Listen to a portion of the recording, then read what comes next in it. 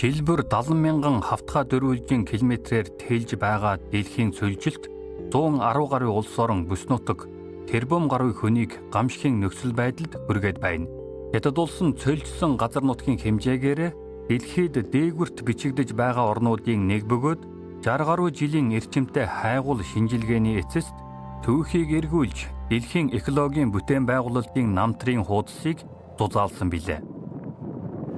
Тэнгэр элсэн цөлийн гүнз сүндрэлд сүүхэлсэн энэ 300 гаруй жил болж байгаа энэ хайлас модыг альшаачууд сүлд мод буюу ариун мод гэж нэрлэдэг.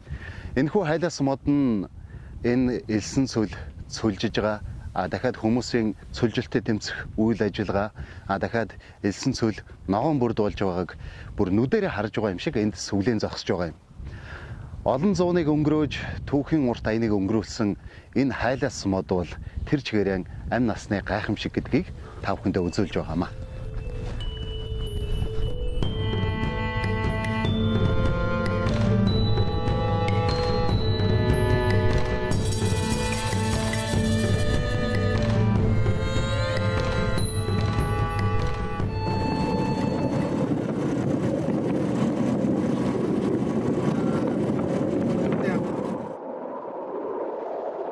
$800 км-ийн зайд орших эзний хошууны төв далай хөвд элсэн цөлийн дунд орхигдсон хар хотын тойр байдаг. 2000 жилийн өмнөх торгоны замын хойд биеийн соёлын чухал зангилаа болж байсан Жуян хот ч энд байжээ.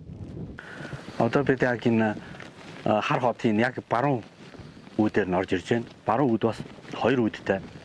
Энэ үүд нь бол одоо энэ өмнөшөө харж байгаа нэг үүд болоод барууншаа харж байгаа энэ үүдээр орноо.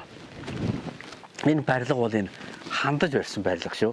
Энэ шавраар энэ голын наг шороогоор хийсэн хандаж барьсан барилга юм аа.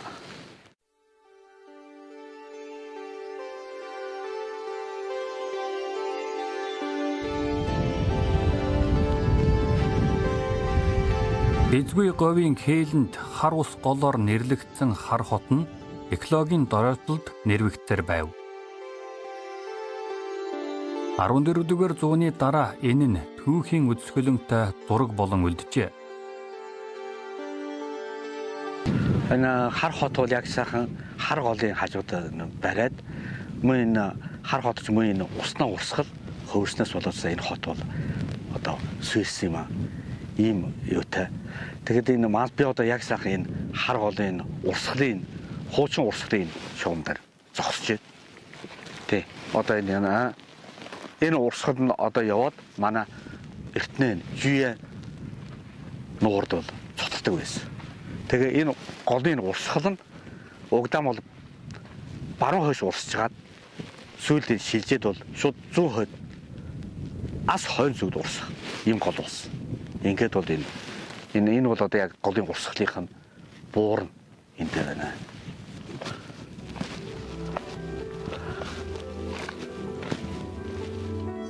Өнгөрөгч зууны 90-ад онд хар хотын ойролцоох Жуян нуур бүрэн ширгэснээр Хятадын элсэн шуурганд хаалт хориг нэгэнт үгүй болсон юм. Энэ нь шар мөрний сав газар Хөланшан уулын экологийн аюулгүй байдалд занал хийлээ зогсохгүй, Дэргэлдэг Хөөши хонгол, Иншагийн тал, Бортохон хөндөй зэрэг арилжаа худалдааны зангилаа, Уртарааны баазуудын үйлдвэрлэл, хүнсний аюулгүй байдалд занал хийлж эхэллээ. Эртний хар хотын эзэнгүй туурын хувь тавилангаас ялгаатай нь Жуян нуурын ширгэлтэд Хятадын төв засгийн газраас ихээхэн анхаарал хандуулж, цөлжилтийг эрчимтэй шинжлэх ухаанч, ижвэрэн тогтоон барих ажлыг албан ёсоор эхлүүлсэн юм. Хөланшан уул нь анхнаасаа халахж байсан. Энэ бол бидний суулгаж байж болох газар. Үндс нь маш өргөн тархсан. Ушан руу гадаадад аспирантурт суралцж ирснийхээ дараа цөлжилттэй тэмцэх ажилд гар бие оролцож эхэлсэн бөгөөд 20 гаруй жил цөлжилтийн асуудлыг судалж байна. Ундгад хийгээч. Энд их тохлог юм аа.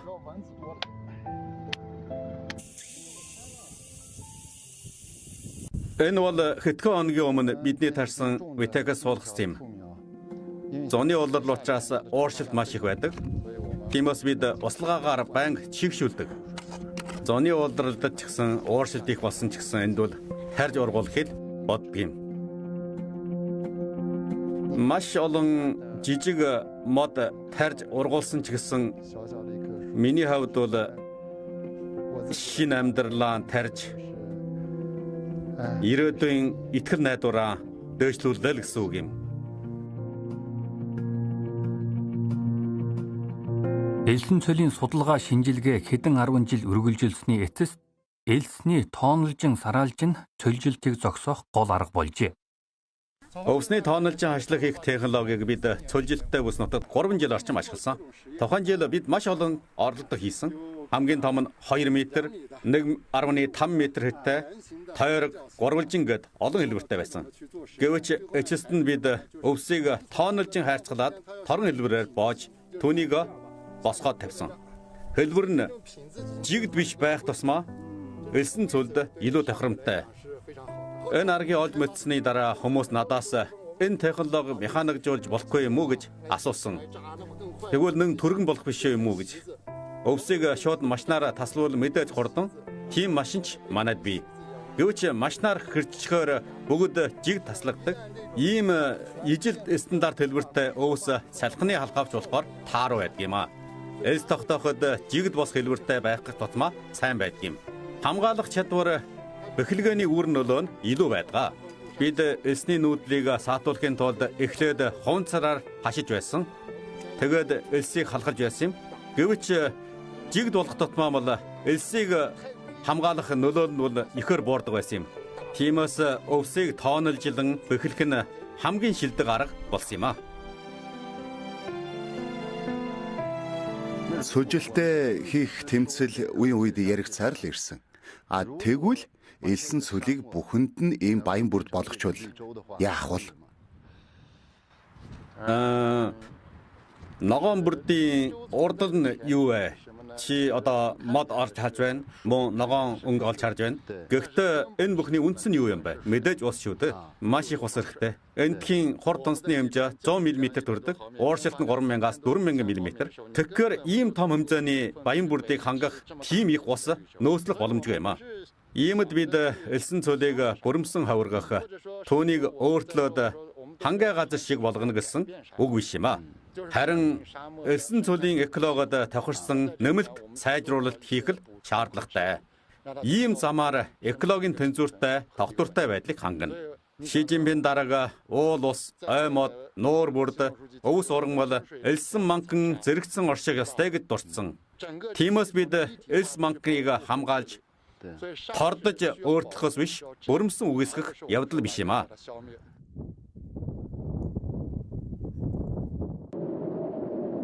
Суулгацыг тусгайлан услах шаардлагагүй ч шинээр тарьсан моднууд маш хэврэг байдаг.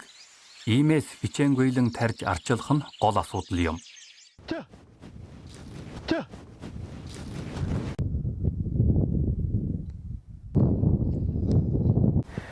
Энэ ордерд энэ тарьсан модыг идээд болдгоо.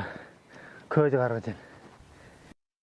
Тодбаатар малаа маллахаас гадна хамгийн гол нь байгаль орчноо хамгаалахыг чухалчилдаг.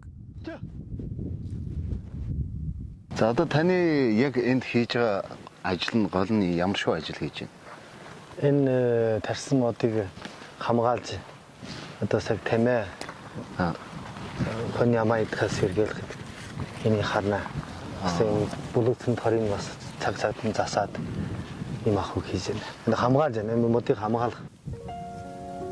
Юмээс энэ газрыгээд элсийн нүгэн төлөө төрүүлчихэ.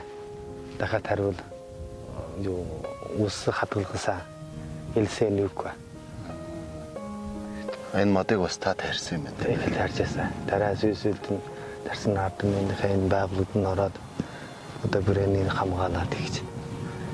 Наасана энэ онцгой энэ хаврын энэ тэнгэрийн ур амьсгалын хөврөлтийг салхиникаас энэ зүйлийн хүчээр барь олон жилээрээ тулаад дэрсэд таваар дан энэ мод багаас нэгэд ургуусаас нь жилийн үсэд бүтэн болох энэ хаа нүдэрэн үзээд жишээ юу их зөрг орж таваар бараг л ингээд нэг өөрийнхөө төрсөн хүүхчиг тийм төрөгдөл байна. Ер нь көктөн шиг ингээ багаас ингээ өскө бүтэн болж байгаа.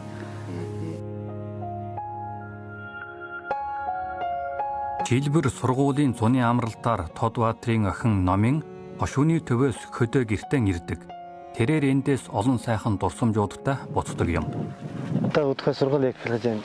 Тасаар гээ барж байна. Барж бас жаахан үдэж байна. Бичлэгэн ари юу, тэлдгэн ари юу? Чэжилдгэн ари шиг. Тэгэл одоо амжилтын хувьд гээ арч гоо.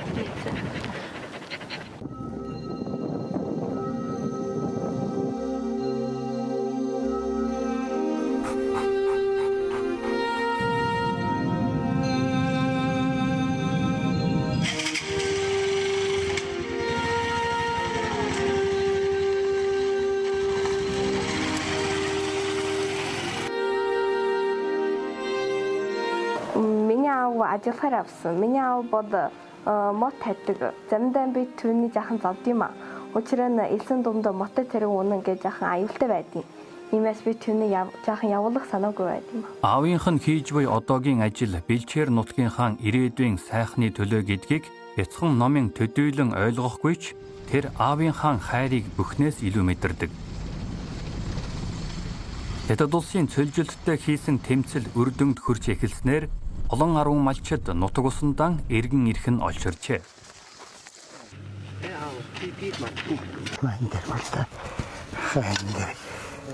Энд нэг тутаж байна. Энд нэг юусэн уулчих.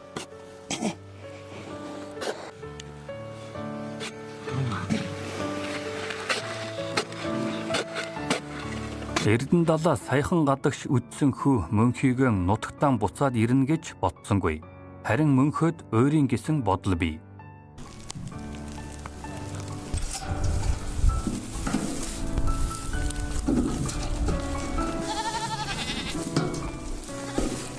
Би ч одоо баг бахын л гадагшаа явах юмсан, юм үзэх юмсан гэж их боддог байлаа.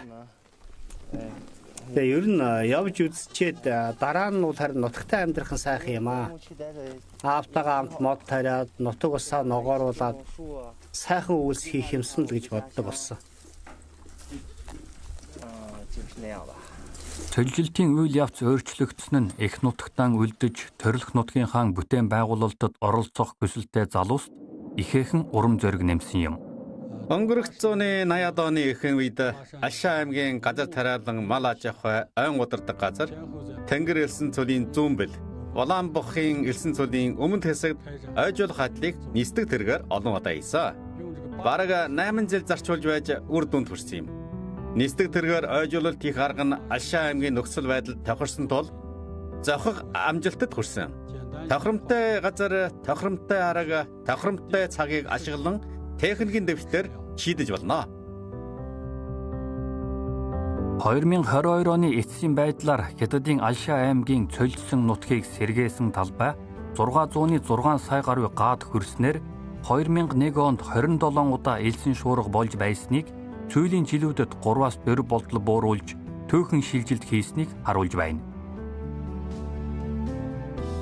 Миний амжилтын хамгийн том бахархал бол олон нийтийг мод тарьдаг болгосон явдал гэж бодгоо. Хүмүүсийг их байгальтайгаа ингэж ойртож, өвсөг зогсонгүй зэрэгцэн орчиж чадна гэж үжүүлж чадсан явдал юм а. Ямар нэгэн хүндрэл бэрхшээл тулгарсан ч мод шиг нугаршгүй байж чадна гэдгийг олон хүмүүсд харуулсан явдлаа. Мод бол хүний сэтгэлээс ургадаг.